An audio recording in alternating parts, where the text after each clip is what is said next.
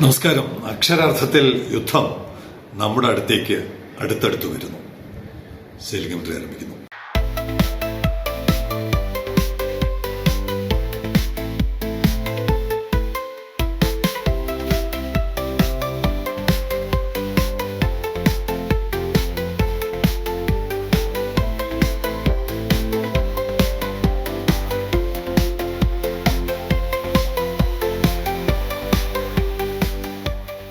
നമ്മൾ വിചാരിക്കും യുദ്ധം അങ്ങ് അകലെ മിഡിൽ ഈസ്റ്റിലല്ലേ നടക്കുന്നത്, നമ്മളെ ഒന്നും ബാധിക്കില്ല. നേരിട്ട് ബാധിക്കില്ല, ഇൻഡയറക്റ്റ് ആയിട്ട് തീർച്ചയായിട്ടും നമ്മളെ ബാധിക്കും. നേരിട്ട് ബാധിക്കില്ല എന്നാണ് നമ്മൾ വിശ്വസിക്കുന്നതെങ്കിൽ കാര്യങ്ങൾ അങ്ങനെയല്ല. കുറച്ചുകൂടി അടുത്തടുത്ത് കാര്യങ്ങൾ വരികയാണ്. The US military has intercepted at least 3 Iranian flagged oil tankers in Asian waters and redirected them away from positions near India, Malaysia and Sri Lanka amid an ongoing maritime blockade on Iran. അവിടെ നിന്ന് ഇപ്പോൾ പുറത്തോട്ടെത്തിയിരിക്കുകയാണ്. Hormuz ഒക്കെ വിട്ട്, ഹോർമോസിലൊരു തടയൽ അങ്ങോട്ടും ഇങ്ങോട്ടും ഉണ്ട്, നമ്മുടെ അടുത്തോട്ട് വന്നുകൊണ്ടിരിക്കുകയാണ്. ഒരു കപ്പൽ നമ്മുടെ അടുത്ത് തന്നെ ഉണ്ട്. 139 ഡിഗ്രി ഓഫ് കേരള, നമ്മുടെ പുറംകടലിൽ 139 degree. Ship is going south east. നമ്മുടെ സിംഗപ്പൂർ ആ ഡയറക്ഷനിലോട്ട് പോവാണ്, കൊളംബോ ആ direction. South east, leaving the Indian coast and likely heading for Sri Lanka or onward to south east Asia. Heading 143 degree towards Sri Lanka. ഇപ്പൊ പോകുന്നത് നമ്മുടെ മുമ്പിൽ കൂടി ഇപ്പൊ പോവാണ്. 143 ഡിഗ്രി ടുവേർഡ്സ് ശ്രീലങ്ക. അപ്പൊ അമേരിക്ക ഇറാന്റെ ഒരു കപ്പൽ പിടിച്ചെടുത്തു എന്ന് പറയാൻ പറ്റുമോ? എന്തായാലും അമേരിക്കയുടെ നിർദ്ദേശാനുസരണം ഇറാൻ ഫ്ലാഗ്ഡ് വെസലാണ്.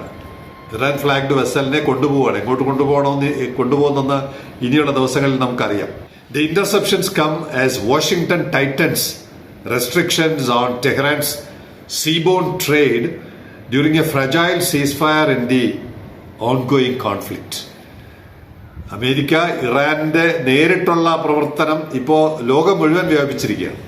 ലോകത്തിലെ എല്ലാ കടലുകളിലും ഇറാന്റെ കപ്പൽ എങ്ങോട്ട് പോകുന്നു, ഇറാനിലേക്ക് കെമിക്കൽസും യുദ്ധസാധനങ്ങളും അങ്ങോട്ട് എത്തുന്നുണ്ടോ എന്നുള്ള നിരീക്ഷണം അമേരിക്കൻ സേന ഏറ്റെടുത്തിരിക്കുകയാണ്. ആഗോള സമ്മർദ്ദം കൊണ്ടുവരാൻ ശ്രമിക്കുകയാണ്. ദ ഡൊറീന, കപ്പലിന്റെ പേരതാണ് the Dorena, carrying about 2 million barrels of crude, was last seen off India's southern coast and is now under escort by a US Navy destroyer in the Indian Ocean. ഇതാണ് നമ്മുടെ താല്പര്യം. നമ്മുടെ കടൽ എന്തിനൊക്കെ ഉപയോഗപ്പെടുത്തുന്നു എന്നുള്ളത് തീർച്ചയായിട്ടും എല്ലാവർക്കും സ്വാതന്ത്ര്യമുണ്ട്, എല്ലാവർക്കും കടൽ ഉപയോഗിക്കാം. പക്ഷേ നേരത്തെ സെലിംഗം ഉപയോഗിച്ചിരുന്ന ഒരു വാക്കുണ്ടല്ലോ, ട്രിവാൻഡ്രം സ്ട്രൈറ്റ്, ഹോർമോ സ്ട്രൈറ്റ് പോലെ, മലാക്ക സ്ട്രൈറ്റ് പോലെ നമ്മളൊരു സ്ട്രൈറ്റ് നമ്മളങ്ങ് പ്രഖ്യാപിക്കുകയാണ്. നമ്മുടെ മുമ്പിലൂടെ പോകുന്ന കടലില് ആ കപ്പലുകൾ, അതിലെ കടന്നു പോകുന്ന കപ്പലുകൾ എന്താണ് ചെയ്യുന്നതെന്ന് അറിയേണ്ട ഉത്തരവാദിത്വം നമുക്കുണ്ട്.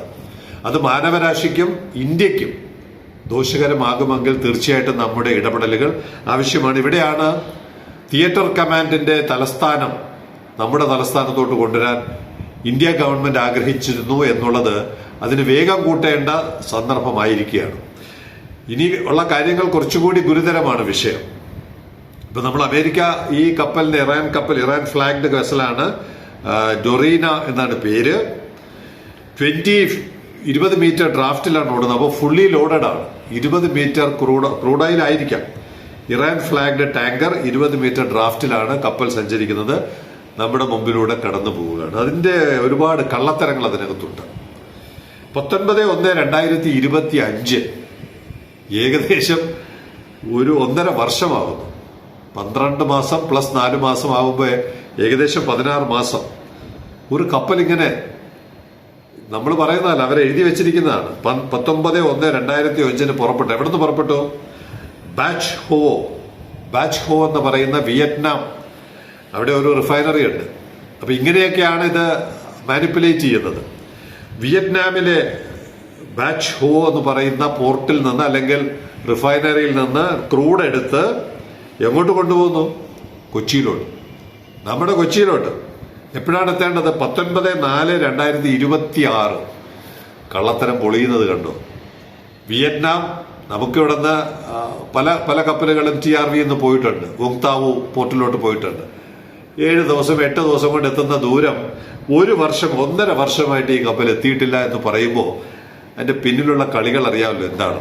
അത് സംബന്ധിച്ച കൂടുതൽ കാര്യങ്ങൾ, വസ്തുതകൾ മനസ്സിലാക്കുമ്പോഴാണ് ഡെവലിംഗ് ദ ഡീറ്റെയിൽസ് എന്ന് പറയുന്നത്. നമ്മൾ വളരെ ക്ലോസ് ആയിട്ട് കാര്യങ്ങൾ പഠിക്കാനും മനസ്സിലാക്കാനും ശ്രമിക്കുമ്പോഴാണ് അപകടം കൂടുതൽ പിടികിട്ടുന്നത്. നമ്മുടെ കൊച്ചി റിഫൈനറിയിലോട്ട് വരുന്നു എന്ന് പറഞ്ഞല്ലോ. Kochi refinery operated by Bharat Petroleum has not been reported to import crude oil directly from Vietnam recent. Kochi refinery അങ്ങനെ യാതൊരു ക്രൂഡ് ഓയിൽ ഇമ്പോർട്ട് ചെയ്തിട്ടില്ല. ഈ അടുത്ത കാലത്ത് അങ്ങനെ, നേരത്തെ വല്ലതും ചെയ്തിട്ടുണ്ടാവും, പക്ഷേ അടുത്ത കാലത്ത് അങ്ങനെയൊന്നും ചെയ്തിട്ടില്ല. എന്നിരിക്കെ കൊച്ചിയുടെ പേര് ഉപയോഗിക്കുമ്പോൾ ഗവൺമെന്റ് ഓഫ് ഇന്ത്യ ഇതിൽ ഇടപെടട്ടെ. വ്യാജമായി നമ്മുടെ പ്രദേശം, നമ്മുടെ കടൽ അനധികൃത വ്യാപാരത്തിന് വേണ്ടി ഉപയോഗിക്കുമ്പോൾ നമ്മൾ കയ്യും കെട്ടി നോക്കിയിരുന്നാൽ മതിയോ? Vietnam's crude oil exports have been declining due to decreasing production from mature fields. അവർക്ക് പണ്ട് കുറച്ച് ഓയിൽ ഉണ്ടായിരുന്നു. നമ്മൾ എന്തായാലും ഈ എണ്ണ കയറ്റുമതി ചെയ്യുന്ന രാജ്യങ്ങളുടെ കൂട്ടത്തിൽ, ഒപെക്കിന്റെ കൂട്ടത്തിൽ നമ്മൾ വിയറ്റ്നാമിന്റെ പേര് കേട്ടിട്ടില്ല. കുറച്ച് ഓയിലുണ്ട്, നമ്മുടെ ഇന്ത്യയും ഇല്ലല്ലോ ചിത്രത്തിൽ, പക്ഷെ നമുക്ക് മുംബൈ, ആസാം എന്നൊക്കെ കുറച്ച് ഓയിലുണ്ട്, ഗോദാവരി ഓഫ് ഷോറിലുണ്ട്. എന്നാലും നമ്മളെ ഇന്ത്യയെ ഒരു ഒപെക് അംഗമായിട്ട് ആരും പരിഗണിക്കാറില്ല. അതുപോലെയാണ് വിയറ്റ്നാമിനെയും ആരും പരിഗണിച്ചില്ല. പക്ഷെ അവർക്ക് കുറച്ച് ക്രൂഡ് ഓയിൽ ഉണ്ട്.